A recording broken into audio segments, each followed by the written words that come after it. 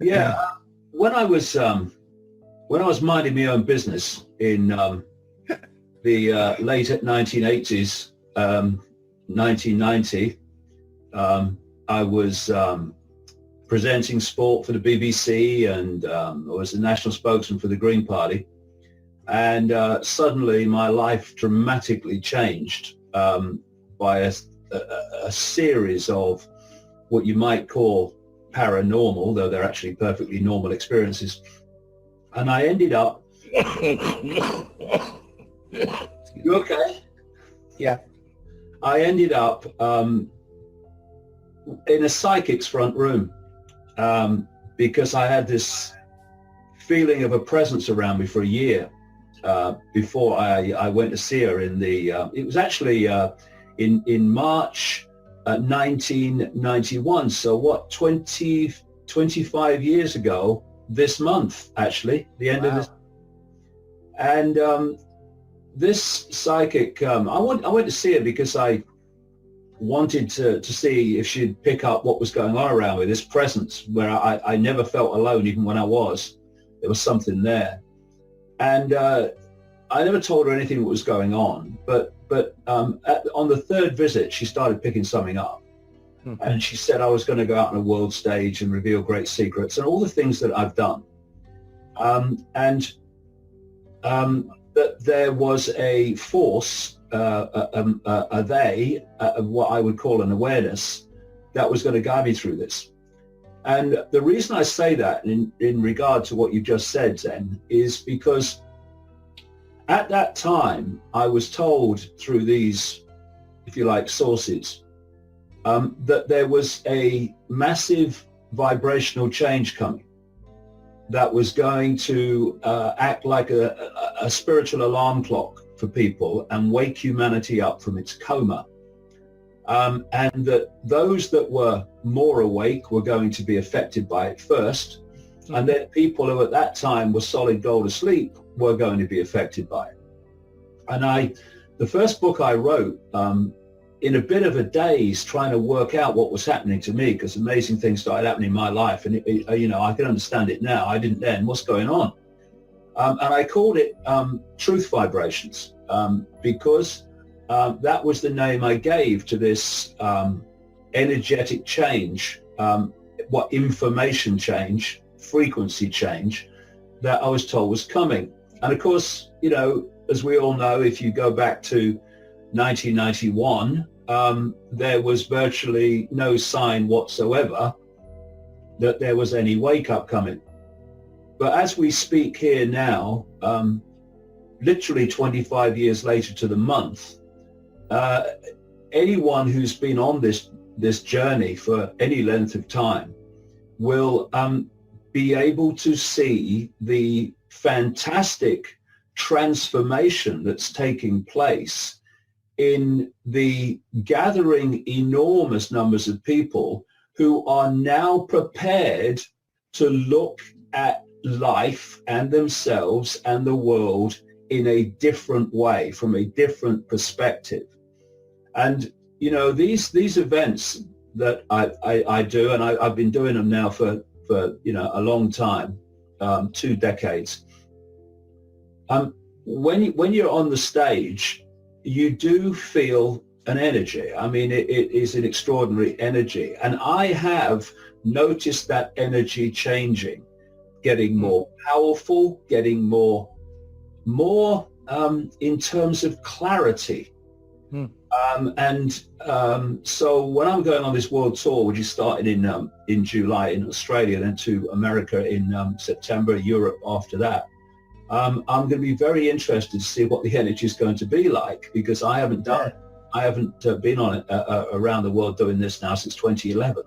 I've done the ones from Britain, in big events in Britain.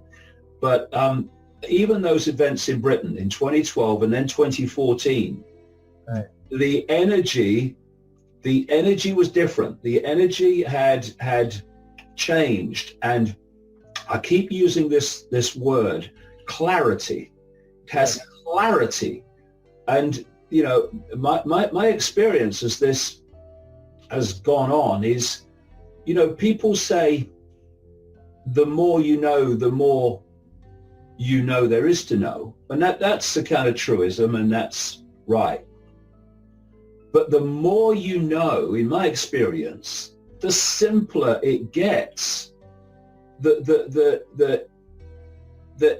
Again, the word, the more clarity you get in what's going on in the world, and you start to filter out information and things that were in and of themselves interesting and fascinating and in and of themselves relevant. But you start to filter those out, and what's left is the simple themes, supported by detail, of course, but the simple themes that are before you. And in that way, it doesn't get more complex. It doesn't get more complicated the more you know.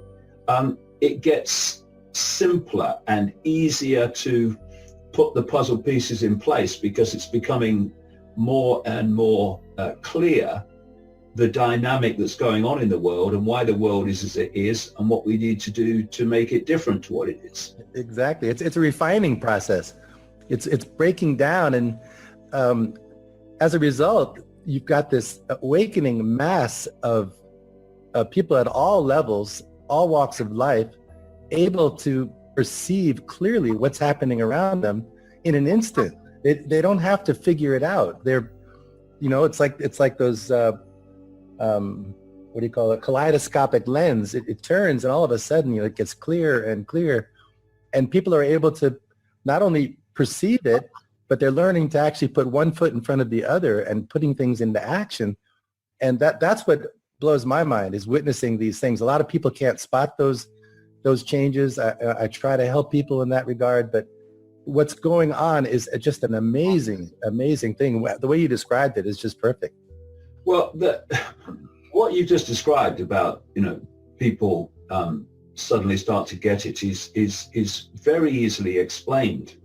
In a book I've just had published called Phantom Self, I talk about, among many other things, the program, what I call the program. And that's the perception download that starts when you leave the womb, indeed even before, through the mother's perceptions that can get passed on genetically. And you go through a process through not very long now, where you're just with your parents before you hit the education system, and the state starts downloading to you the nature of everything. It's an amazing thing when you take a breath and you take a step back and you look at it, to realize that you come into this world and immediately you are impacted by the perceptions of parents who've been through the same system, and not all of them, but most of them have downloaded it. And so they're starting to pass it on to you immediately, not through malevolence, but because they think it's the right thing. That's what they've been persuaded it is. But then, in 3 years, 4 years after you arrive in this world, you're suddenly sitting at a desk. There's an authority figure in front of you telling you what to think, what not to think, what's right, what's not right, what's credible, what not credible, when you've got to be there, when you can leave, when you can eat, when you can go to the toilet.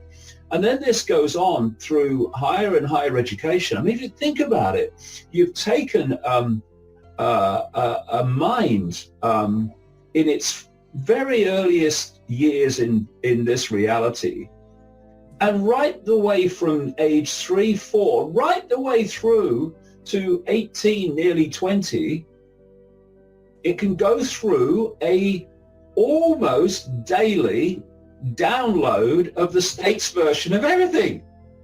And of course, you have these things in schools and universities called exams, which is a test to see whether by the state, to see whether you've downloaded its reality program. And so you then reach the point, say, when you leave university, and you go off into your specialization. You go off to be a scientist or a doctor or a politician or a journalist or a CEO, and you take with you all of those people into those different professions. You take the base prime perception download that almost everyone goes through. Different cultures may have a slightly different download, but it's still the state's download. And then, of course, you go out into these professions, and these professions then support each other. When there's a medical story, the journalist doesn't go to an alternative practitioner, he goes to a doctor, because his information download is that doctors are about health, and that's what you have to go through. They're the experts, not those people actually heal people. You want to know about reality, so you're a journalist. You go to a scientist, and you get the song sheet version of reality, which is a joke, and so it goes on. And then you've got the media constantly confirming that your downloaded sense of everything is true. You've got all your peer pressure telling you the same and ridiculing and marginalizing you if you have another opinion. And so what happens is the program focuses attention, if people would look at it, overwhelmingly in the five senses. And so from the five senses interacting immediately with the world around us, if you don't have access to more expanded awareness, which everyone has access to if they take it, beyond the five senses, then when you're trying to get a fix on the world, what's happening in world events, what life's about, what death's about, what anything's about, you're looking into the five sense world for information to get a fix on it. And what's coming back at you? The system download from media, education, science, medicine, all of it. And so people go through their lives being aware of only a tiny, tiny fraction of possibility, and their attention is focused on everything via the intellect.